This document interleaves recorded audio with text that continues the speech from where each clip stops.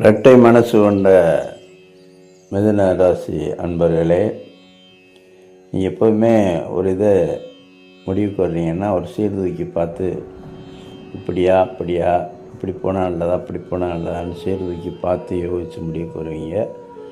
நீங்கள் எடுக்கிற முடிவு மிகச்சிறப்பான முடிவாக இருக்கும்.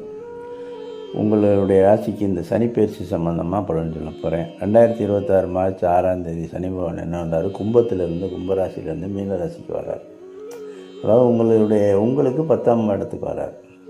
10ஆம் இடத்துக்கு ஒன்றும் இல்லை, தொழில் ஸ்தானம், உத்தியோகஸ்தானம்.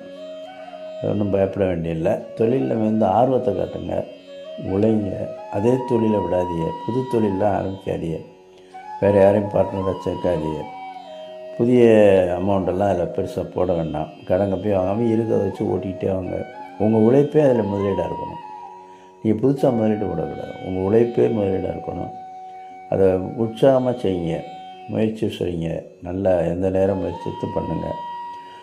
உத்தியோகமாக இருந்தாலும் உங்கள் உத்தியோகத்தை நீங்கள் உஷாராக பார்த்துக்குங்க.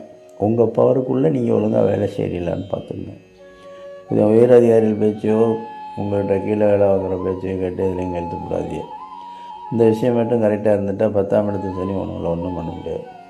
10ஆம் இடம் கூடவே தொழில் தான், அது ஒன்றும் கெடுதல் பண்ண முடியாது. ரெண்டாவது, தன்னுடைய நீச வீடான மேசத்தை நோக்கி வராரு. பெரிய தவறுகள் கெடுதல்கள் பண்ண வாய்ப்பே இல்லை. தொழில் நீங்கள் பிஸியாகவும் உழைக்க ரெடியாகவும் எந்த நேரம் அந்த தொழிலை பற்றி சிந்தித்து நல்லா முன்னேறி வந்துட்டிங்கன்னா சனி அவர் 10ஆம் இடத்துல இருக்க சனி உங்களுக்கு பெரிய பலனை கொடுத்துட்டு போவார். நீங்கள் இப்போ உழைக்க போகிறது உங்களுக்கு எதிர்கால முதலீடு, அதை மட்டும் பார்த்துக்குங்க.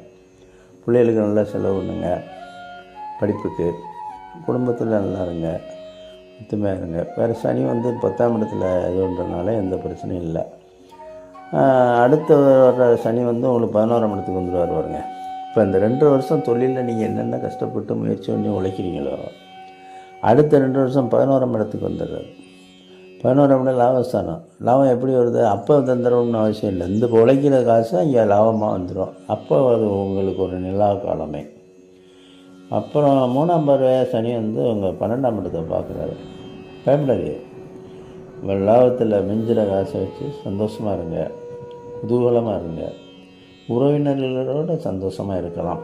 ஆனால் அதில் கொஞ்சம் நிதானம் தேவை, ஆடம்பர செலவு வந்துடக்கூடாது. 12ஆம் இடத்துல அயன ஸ்தானம்பாங்க, செலவு பண்ணலாம், டூர் போகலாம், சந்தோஷமாக இருக்கலாம்.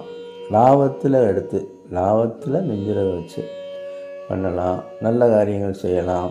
வீட்டில் காது ஊற்று அது இது பிள்ளைகளுக்கு இதெல்லாம் பண்ணலாம். நடுத்தர வயசுக்காரங்களும் நல்லா இது பண்ணிக்கலாம், பிள்ளைகளுக்கெல்லாம் கல்யாணம் பண்ணிக்கலாம், நல்லா விசேஷங்கள் பண்ணிக்கலாம். உத்தியோகத்தில் இருக்கவங்களும் ஏதாவது ஒரு அமௌண்ட்டை ஒதுக்கி வச்சுக்கலாம், செலவும் பண்ணலாம், அதுக்காக அவர் தருவார். ப்ரொஃபஷனில் இருக்கவங்க நல்லா செலவு பண்ணிங்கன்னா உங்களுக்கு காசு நல்லா வரும். ப்ரொஃபஷன் வேறு, உத்தியோகம் வேறு, பார்த்துக்குங்க. தொழில் பிஸ்னஸ்லேயும் கேர்ஃபுல்லாக இருங்க. ஆனால் நல்ல வர்ற லாபத்தில் ஒரு டூர் போகலாம், சந்தோஷமாக இருக்கலாம். அப்படிப்பட்ட பீரியடு. எப்போதுமே நீங்கள் அடுத்தது சொல்கிறத கேட்க மாட்டீங்க, கேட்காம இருக்கிறது நல்லது தான். ஏன்னா ரெட்டை மனசு எப்போதும் உங்கள் ராசி ஒரு பந்தாவே இருக்கும். வெளியே உள்ள 1000 இருந்தாலும் மனக்கிளேசைகள் இருந்தாலும் நீ வெளியில் பார்க்குறதுக்கு நல்லா வாழ்கிற மாதிரி தென்படும். அதாவது அந்தஸ்து குறையாத மாதிரி இருக்கும். நிச்சயம் குறையாது, வாழ்நாள் பூராமே அந்தஸ்து குறையாமல் வாழ்கிறதுக்கு உங்களுக்கு நல்லா ஆண்டவன் இறைவன் நல்லா அருள் வலிச்சிருக்காரு. இந்த ராசியில் பிறக்கிறவங்களுக்கு கொஞ்சம் யோகம் தான். மிதுன ராசின்னு பிறந்துட்டாலே உங்களுக்கு மிதுன ராசியோ லக்கணம்னு வச்சுக்கோங்களேன், பிறந்துட்டாலே அது ஒன்று வந்துட்டாலே உங்கள் குடும்பம் அந்தஸ்து 4 பேருக்கு முன்னால் கௌரவமாக கடைசி வரை வாழ்ந்து காட்டணும் அப்படிங்கிற எண்ணம் இருக்கோ இல்லையோ, வாழ்ந்து காட்டுவீங்க. அதுதான் முக்கியம். சனி 7ஆம் பார்வை அவன் 4ஆம் இடத்தை பார்க்குறாரு. அதனால் என்னென்னா தாயின் உடல்நிலையில் கொஞ்சம் கவனம் செலுத்தணும், தாயை நல்லா பார்த்துக்கணும். தாய் தொப்புள் குடியவரில் அவங்கள ரொம்ப பார்த்துக்கிறதில்ல, அவங்களுக்கு ஒரு ஆசீர்வாதம் கிடைக்கும்.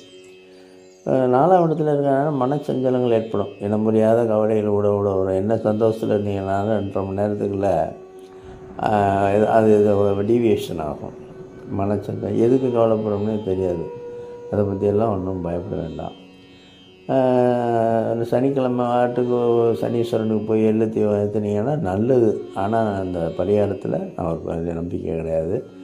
அதை ஒரு விதமாக யாரும் சொல்லலை, முனிவர்கள்லாம் பரிகாரத்தை சொல்லவே இல்லை. ஆனால் சனிக்கிழமை முடிஞ்சால் விரதம் இருங்க, உயிரினங்களுக்கு சாப்பாடு கொடுங்க. ஒரு நாய், காக்கா, இப்படி உயிரினங்களுக்கு சாப்பாடு கொடுங்க, இரக்கம் காட்டுங்க. சனீஸ்வர பகவான் தன்னுடைய பார்வையால் 10ஆம் பார்வையினால 7ஆம் இடத்தை பார்க்குறாரு. உங்களுக்குள்ள குடும்பத்துக்குள்ளே கணவன் மனைக்குள்ளே சண்டை வரக்கூடாது. சின்ன சின்ன சிறு சச்சரவுகள் வந்தாலும் நீங்களே தீர்த்து கொள்ளணும். ஒரு ஆள் சண்டை விடும்போது இன்னொரு ஆள் கம்மன் இருந்துட்டீங்கன்னா பிரச்சனை இல்லை. இதை வெளியாளில் தலையிட விட்டுறாதீங்க. குறிப்பாக அவங்க தாய்மொழி சொந்தங்கள், தாய்மொழி சொந்தங்கள் உள்ள நினைஞ்சிடக்கூடாது.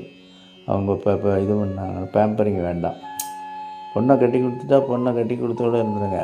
அதுகிட்ட போய் மறுபடியும் தொடர் வச்சுருந்தீங்கன்னா அது புருஷனை பற்றி வந்து குறை சொல்லலாம், அதை பண்ணோம் இதை பண்ணோம், நீங்கள் ஆறுதல் சொல்லுவீங்க, அதே பயன்படுத்திக்கிட்டு கோர்ட்டில் போய் நிற்கும், பிள்ளைகளுடைய பாடு திண்டாட்டா போயிடும். அதனால் இந்த 7ஆம் இடம் வந்து கொஞ்சம் நண்பர்கிட்டையும் சொல்கிறாங்க. 7ஆம் இடம்னாலே நட்பு தான், பார்ட்னர் தானே வைங்களே. பார்ட்னர்னால் ஒய்ஃபும் வருவாங்க, ஹஸ்பண்டும் வருவாங்க. ஏன்னா அவங்க லைஃப் பார்ட்னரு, அவன் தொழில் பார்ட்னரு. உறவுகள்கிட்ட கொஞ்சம் தள்ளி இருக்க நல்லது. உறவுகள் எப்போதுமே கொஞ்சம் தள்ளி வச்சுக்கிறது எல்லாருக்குமே நல்லது. ஏன்னா ஏதாவது நண்பர்கள்ட்ட செஞ்சிங்கன்னா பிரதிபலன் அவங்க நிச்சயம் தருவாங்க, நினைப்பாங்க. உறவுகள் அப்படி இல்லை.